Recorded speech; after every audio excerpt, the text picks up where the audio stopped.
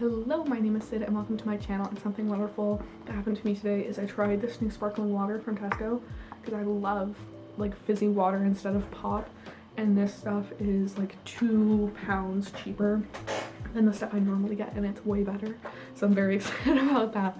I invite you to take this time and think of something wonderful that happened to you today or something you're looking forward to. Maybe pause the video and think about that, and maybe when you come back you can subscribe to me, because that would be something wonderful that would also happen to me today. So first thing we're going to talk about is that I completely rearranged my room. Look at her. I like it because I have a lot more open like floor space that I can do stuff. Like when I'm working out, I'm not like kicking my bed or kicking my desk. I much prefer this setup, but that is not the subject of today's video. Today I'm going to be giving you some advice. Obviously by my accent, I am not English, I'm Canadian. I'm an international student at Durham University, and I want to talk about some of my advice being an international student coping with homesickness in a completely different country, and what my experience with homesickness and being an international student has been. And now I just think I'm repeating myself and rambling, so we're just gonna get right into it.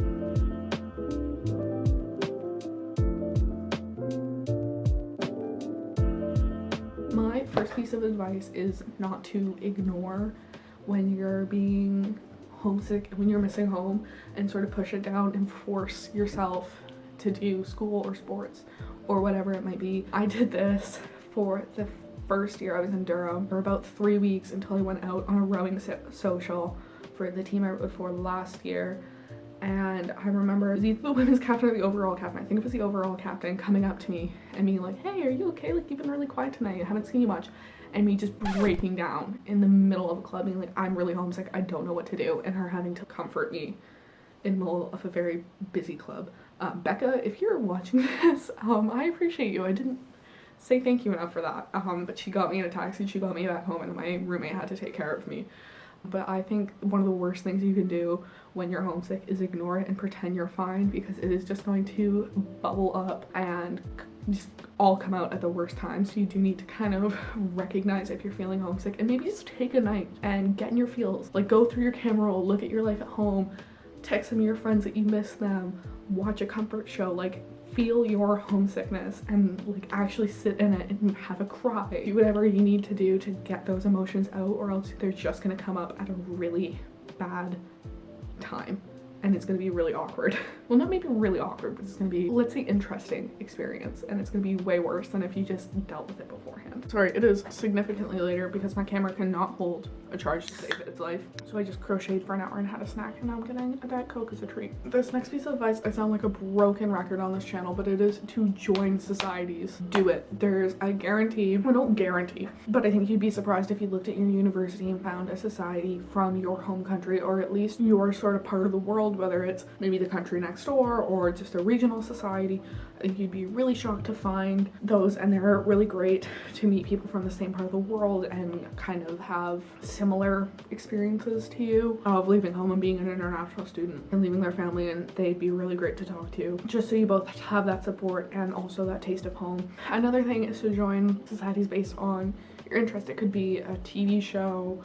I don't know, I'm part of Crochet Society at my university. Crochet is for bad and old people only, and I sure as hell ain't over the age of 50. Guess I'm a bad. Could be like a board game. Most universities have like Dungeons and Dragons or board game clubs. Just find something. And I think a little bit involves you swallowing your pride. I think everyone has a dorky interest. You cannot convince me otherwise. It's just swallowing your pride and going to the society or club for your dorky interest, because I guarantee, well, I don't guarantee, I should really stop guaranteeing things, but I think you'll really surprise yourself, because last year I was really shy about joining Crochet Society and I didn't want to, and then this year I joined and I loved it, and now I'm on the exec and thinking of running for president. Just putting yourself out there and finding support system. The amount of people, even though they're within their own country, they're still feeling homesick because it's their first time away from home too, and you can all kind of sympathize and work together, and it gets you out of the depression pit that may be your room, and it gets you out and socializing and at least doing something rather than sitting around being homesick and feeling sorry for yourself. So my next piece of advice is always trying to keep communication open with people back home, whether it be family or friends. I text my parents every day. I usually text them good morning, text them something during the day, and then text them when I'm going to bed.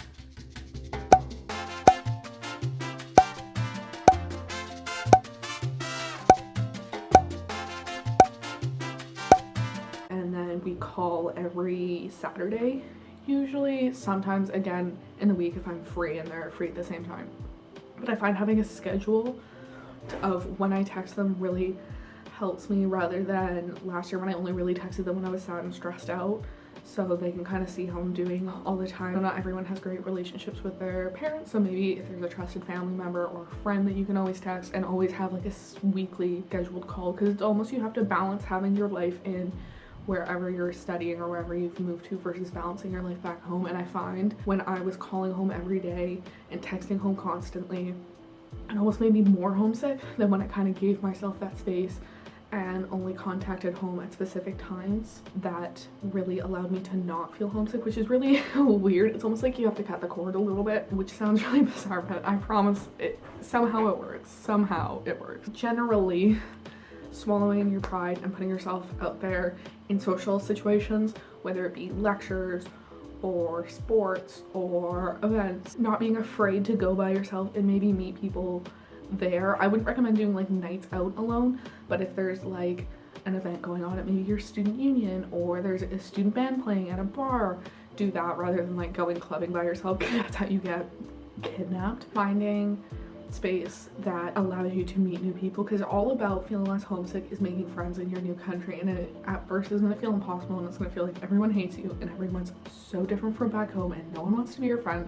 And that is just your anxiety talking. I promise people do want to be your friend. You're a super cool person. You just have to find your crowd. And it's just like when you went to maybe when I was a kid, I went to like an elementary school, a different middle school, and a different high school.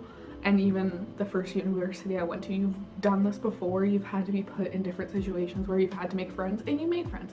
Maybe you're not friends with them anymore. Maybe they turned out to be awful people, but you still made friends and they were good for you at that time. And you can do it again, I promise you. I had one friend group last year and I have a completely different friend group this year. They both suited me for the person I was at that time.